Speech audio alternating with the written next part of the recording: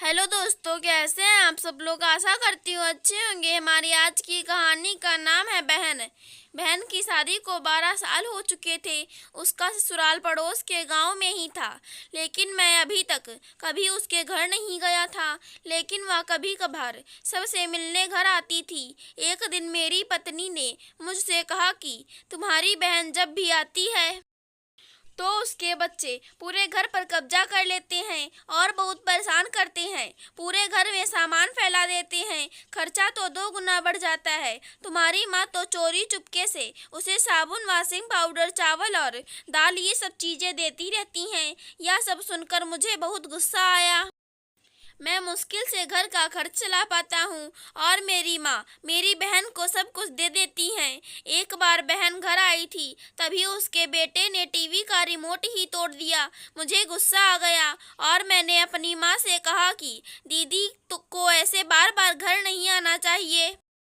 बस दिवाली पर ही आया करे, और जो तुम झोला भर के सामान देती हो वह भी बंद कर दो। पैसे पेड़ पर नहीं उगते। बड़ी मेहनत से 2-4 पैसे कमाता है, उसमें अपना घर ही मुश्किल से चला पाता है। माँ ने कुछ नहीं कहा, पर बहन ने सब सुन लिया था, लेकिन वह भी कुछ नहीं बोली।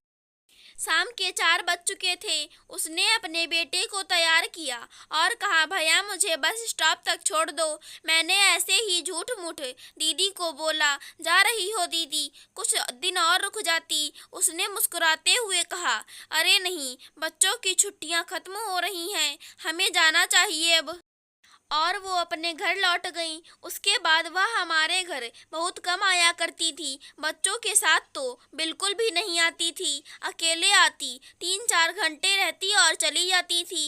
एक दिन हम दोनों भाइयों के बीच जमीन का बंटवारा होने वाला था।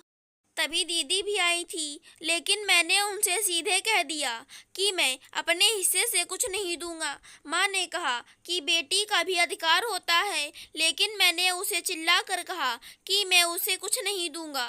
दीदी सामने बैठी थी, पर कुछ बोल नहीं रही थी। हम दोनों भाइयों में जमीन का बंटवारा हो गया, पर हम दोनों भाइयों में से किसी ने भी दीदी को कुछ नहीं दिया। दीदी सब कुछ चुपचाप देख रही थी, वह कुछ भी नहीं बोली। बंटवारा होने के कुछ दिनों बाद मेरे बड़े बेटे को टीवी की बीमारी हो गई।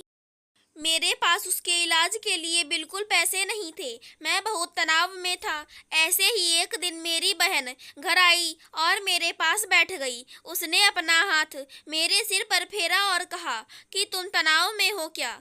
मैं तुम्हारी बड़ी बहन हूँ। मैंने तुम्हें बचपन से पाला है, तुम्हें जानती हूँ। उसने अपने हाथों से सोने की चूड़ियां निकाली और मेरे हाथों में दे दी। उसने कहा, पागल हो तुम, ऐसे ही टेंशन ले रहे हो, यह चूड़ियां लो और अपने बच्चे का इलाज करवाओ। वह धीरे से बोली, चूड़ी के बारे में किसी को मत बताना, तुम्हें मेरी कसम है। उसने फिर से अपना हाथ मेरे सिर पर फेर दिया। उसने मुझे 1,000 रुपए दिए। उसमें 50 और 100 के नोट थे। शायद उसने बचत करके जमा किए होंगे। यह पैसे जेब में रखते हुए बोली कि बच्चों को जो चाहिए ले दो और इस तरह टेंशन लेकर मत बैठो। चलो, मुझे अभी जाना है। बच्चे स्कूल गए थे, इसलिए सोचा जल्दी जाकर भाई को मिल कर आऊं, इसलिए आ गई। तभी मेरा ध्यान दीदी के पैरों पर गया। उसने टूटी हुई चप्पल पहन रखी थी और पुराना दुपट्टा पहना था। वह जब भी घर आती थी, उसके कंधे पर हमेशा वही पुराना दुपट्टा रहता था। वह बहुत जल्दबाजी में चली गई और मैं कुछ नहीं बोल पाया। हाथों में वह चूड़ियां लिए मैं जोर जोर से रो रहा था। मुझे अपनी की हुई गलती का एहसास हो रहा था। हम भाई कितने स्वार्थी होते हैं ना, पल भर में बहन को पराया कर देते हैं। और बहनें अपने भाई का जरा सा भी दर्द बर्दाश्त नहीं कर पाती। उसके घर में वह कई समस्याओं का सामना करती हैं। हमें थोड़ा समय देकर और अपनी बहन से हाल चाल पूछना चाहिए। बस एक पल के लिए मुस्कुराएंगी, उतना काफी है। उन्हें हमसे और कुछ नहीं चाहिए होता है। किसी ने सच ही कहा है कि एक बहन दूसरी माँ होती है। अगर हमारी आज की कहानी पसंद आई हो तो चैनल को सब्सक्राइब करें। धन्यवाद दोस्तों।